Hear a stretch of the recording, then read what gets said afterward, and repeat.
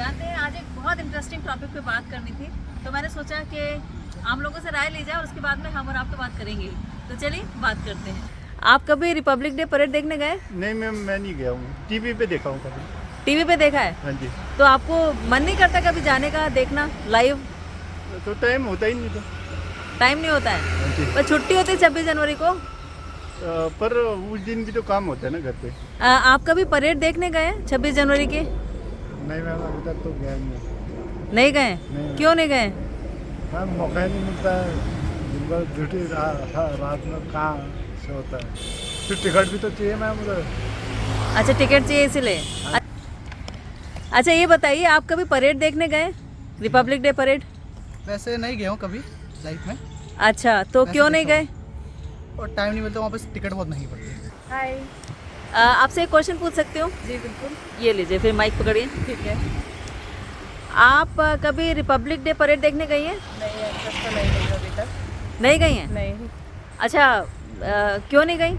ऐसे कभी टाइम नहीं लगा ही कह सकते हैं, कभी गई नहीं हूँ रियल में कभी। तो छुट्टी तो होती है उस दिन, हाँ होती तो है, तो फिर टाइम तो मिल जाता होगा। मिल जाता है बट नहीं प्लान बना कभी जाने का। अच्छा, कुछ स्टूडेंट्स आ रहे हैं, चलिए उनसे बात करते हैं। अच्छा ये बताइए, आप कभी रिपब्लिक डे परेड देखने गए? नहीं। तीनों नहीं गए? नहीं, क्यों नहीं गए? मैं गई हूँ। आप गई हो, कैसा रहा आपका एक्सपीरियंस? मुझे बहुत अच्छा लगा था वहाँ पे जाके। अच्छा, और आपको मन है जाने का? हाँ। अच्छा, अभी तक गए क्यों नहीं फिर? मौका ही नहीं मिला। हाँ, मौका नहीं मिला। मौका नहीं मिला? तो मौका कैसा चाहिए? छुट्टी तो होती है, फिर कौन सा मौका चाहिए? मेरे ट्यूशन भी तो है ना इसमें। तो छुट्टी के दिन कहाँ ट्यूशन होता है? मेरा होता है। अच्छा, आप बताइए, नहीं गई। आप गई हैं कभी 26 जनवरी देखने, परेड देखने? नहीं। आपका मन करता है जाने का? तो क्यों नहीं जाती फिर, मन करता है तो? फैमिली इश्यूज हो जाते हैं। क्या फैमिली इश्यूज हैं? जैसे किसी की तबीयत खराब हो गई। हेलो बेटा, एक मिनट बेटा, एक मिनट। हेलो। हेलो, ये ज़रा आपको मास्क हटाना पड़ेगा, एक मिनट। हेलो। हेलो। अच्छा बेटा, मैं आपसे कुछ क्वेश्चन पूछूं? ठीक है आंटी। सर, अच्छा ये बताओ, आपको पता है 26 जनवरी आ रही है? हाँ मेरे को पता है, हमारी छुट्टी भी है उस दिन। छुट्टी है, ओके। अच्छा, आप परेड देखने जाते हो क्या?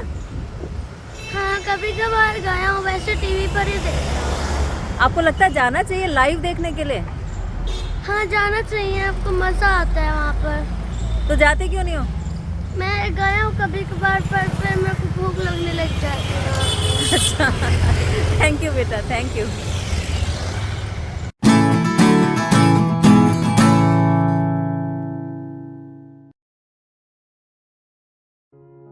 तो देखा आपने, 26 जनवरी हमारे लिए इतना इम्पोर्टेंट डे, लेकिन फिर भी हम शायद कहीं ना कहीं इसे कैजुअली लेने लगे हैं, या फिर अपनी कन्वीनियंस के हिसाब से बहुत सारी चीज़ों को मैनेज कर लेते हैं। वैसे इस साल हम अपना 74वां गणतंत्र दिवस मना रहे हैं, हम सभी जानते हैं। आप जानते हैं कि 1950 में जो हमारा संविधान लागू हुआ था, तो उसके उपलक्ष्य में हम गणतंत्र दिवस मनाते हैं, और कर्तव्य पथ पर परेड की तैयारी बहुत दिनों से चल रही है दोस्तों।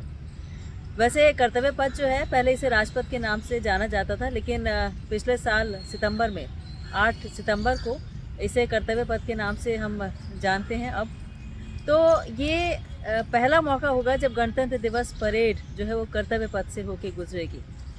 और एक इंटरेस्टिंग फैक्ट ये भी है कि हर बार कोई ना कोई नए हमारे मुख्य अतिथि होते हैं, बहुत ख़ास लोग इसमें शामिल होते हैं, उन्हें आमंत्रित किया जाता है, और जो राष्ट्राध्यक्ष हैं उन्हें भी आमंत्रित किया जाता है किसी भी देश के, ताकि हमारे जो संबंध हैं उनसे और प्रगाढ़ हों। तो उसमें जो एक इंटरेस्टिंग फैक्ट होता है वो ये कि कई बार उनकी जो सेना होती है उसकी एक टुकड़ी भी हमारी इस सेना में शामिल होती है। लाखों लोग इसे देखने के लिए आते हैं। रोचक बातें बहुत सारी हैं जो गणतंत्र दिवस से जुड़ी हुई हैं, परेड से जुड़ी हुई हैं, जो शायद हम सोचते नहीं, क्योंकि हमारे लिए सिर्फ ये 1 या 1.5 घंटे का इवेंट है। तो हमने सोचा कि आज उन्हीं के बारे में क्यों ना बात की जाए। तो दोस्तों, 26 जनवरी जो गणतंत्र दिवस परेड है, इसकी शुरुआत हुई थी 1950 में, जब हमारा देश आज़ाद हुआ था और संविधान लागू हुआ था।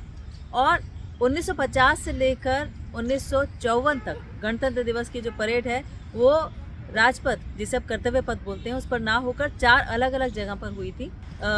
इरविन स्टेडियम, जिसे नेशनल स्टेडियम आज हम बोलते हैं, किंग्सवे, लाल किला और रामलीला मैदान, किंग्सवे यानी राजपथ, जिसे अब कर्तव्य पथ के नाम से जाना जाता है। तो ये जो समारोह है इसकी शुरुआत होती है राष्ट्रपति के काफिले के साथ। जैसे वो आते हैं तो ये शुरुआत हो जाती है। राष्ट्रपति अपनी विशेष कार में आते हैं, पहले बग्गी में भी आते थे, और उनके साथ उनके स्पेशल घुड़सवार अंगरक्षक चलते हैं। उसके बाद ध्वजारोहण होता है, और ध्वजारोहण जो होता है उस समय उनके विशेष घुड़सवार अंगरक्षक वहाँ पर मौजूद होते हैं। सारे लोग सावधान की मुद्रा में खड़े रहते हैं, तिरंगे को सलामी देते हैं, और फिर राष्ट्रगान की शुरुआत होती है, और शुरुआत के साथ ही 21 तोपों की सलामी दी जाती है। तो ये सारी चीज़ें हम हर बार टीवी में देखते हैं, लेकिन इसे लाइव देखने का अपना जो रोमांच होता है उसकी तो बात ही क्या है। उसके बाद सलामी मंच पर जो राष्ट्रगान की शुरुआत होती है 52 सेकंड तक वो चलता है, और 52 सेकंड में 21 तोपों की सलामी दी जाती है। तो बहुत ही सिस्टमैटिक तरीके से ये होता है।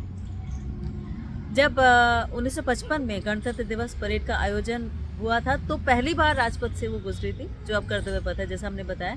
उसी समय इसको किंग्सवे के नाम से भी जाना जाता था। आप जानते हैं कर्तव्य पथ की जो कुल लंबाई है वो है 3 किलोमीटर से भी ज़्यादा। और 26 जनवरी 1950 को जब पहला गणतंत्र दिवस मनाया गया था, उस समय हमारे जो मुख्य अतिथि थे वो थे इंडोनेशिया के राष्ट्रपति डॉक्टर सुकर्णो। ये हमारे विशेष अतिथि थे।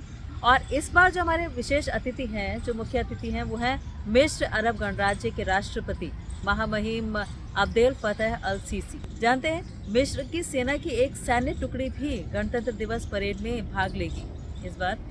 तो दोस्तों, गणतंत्र दिवस परेड जो है वो ध्वजारोहण के बाद शुरू हो जाती है, लेकिन इसमें जो सैनिक होते हैं जो परेड में शामिल होते हैं वो सुबह 3 बजे ही कर्तव्य पथ पर पहुंच जाएंगे।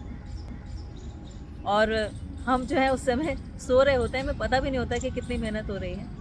जानते हैं इस परेड में जो शामिल होते हैं जो भी दल, वो सैकड़ों घंटों का अभ्यास कर चुके होते हैं, जिसकी तैयारी कई महीने पहले शुरू हो जाती है।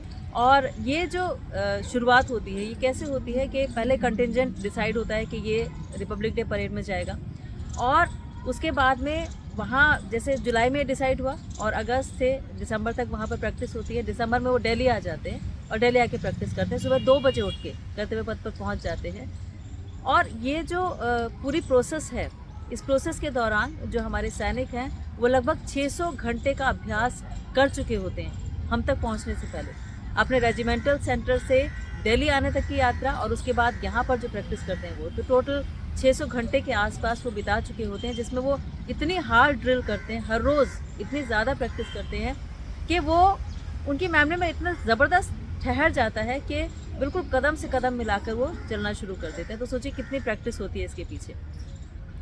और इसी जो परेड है, इसी में सर्वश्रेष्ठ परेड की ट्रॉफी दी जाती है, जिसके लिए पूरे रास्ते में कई जगह पर जजों को बैठाया जाता है। और जो जज होते हैं वो प्रत्येक दल को 200 मापदंडों पर नंबर देते हैं। सोचिए 200 मापदंड कि वो कैसे चल रहे हैं, उनके हाथों की मुद्रा कैसी है, वो कैसे आगे मार्च करते हैं, कैसे बोल रहे हैं, और उससे एक सर्वश्रेष्ठ मार्चिंग दस्ते का चुनाव होता है।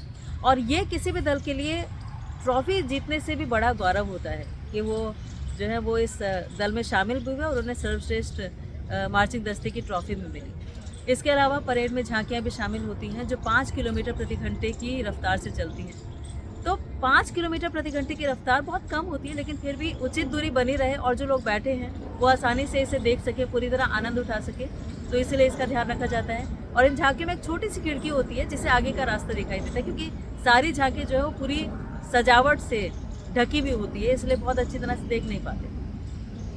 अब इस बार की जो गणतंत्र दिवस परेड है उसमें 23 झांकियाँ शामिल होंगी, और जो भी झांकियाँ हैं जो इसमें शामिल होने वाली हैं उन सब के अलग अलग थीम्स हैं, और उन थीम्स में से 23 में से 17 जो झांकियाँ हैं वो हमारे देश के राज्य और केंद्र शासित प्रदेशों की झांकियाँ हैं, जबकि जो 6 अलग झांकियाँ हैं वो हमारे देश के जो सरकारी मंत्रालय और विभाग हैं उनकी झांकियाँ हैं जो इसमें सम्मिलित हैं। टोटल 23 झांकियाँ हैं, क्योंकि 2023 है, इससे आप रिलेट भी कर सकते हैं। और भारतीय वायुसेना के गरुड़ विशेष बल पहली बार परेड के दौरान कर्तव्य पथ पर मार्च करेंगे, ये भी एक बहुत अच्छी बात है।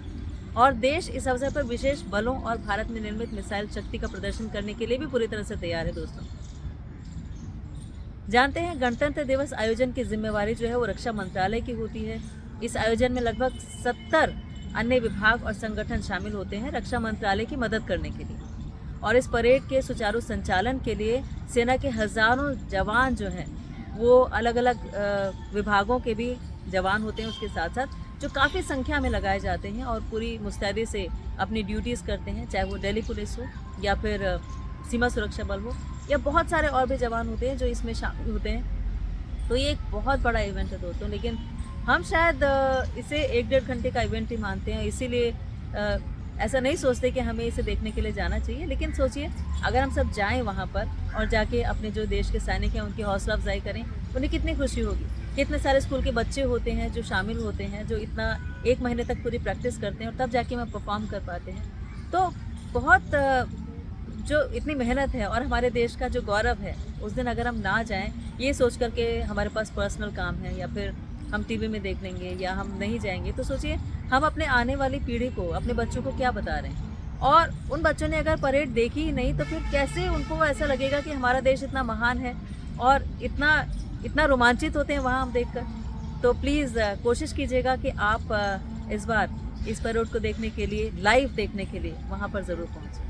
आपने इस वीडियो के लिए समय निकाला और इस टॉपिक पर सोचा और सोचेंगे, इसके लिए आपका बहुत बहुत धन्यवाद। थैंक यू, शुक्रिया। प्लीज़ अपना बहुत ख्याल रखिएगा दोस्तों। Led by Captain Manit Goyal, one armored पर सलामी मंच के सामने से गुजरता हुआ उसके कमान संभाले हुए आगमन हो रहा है।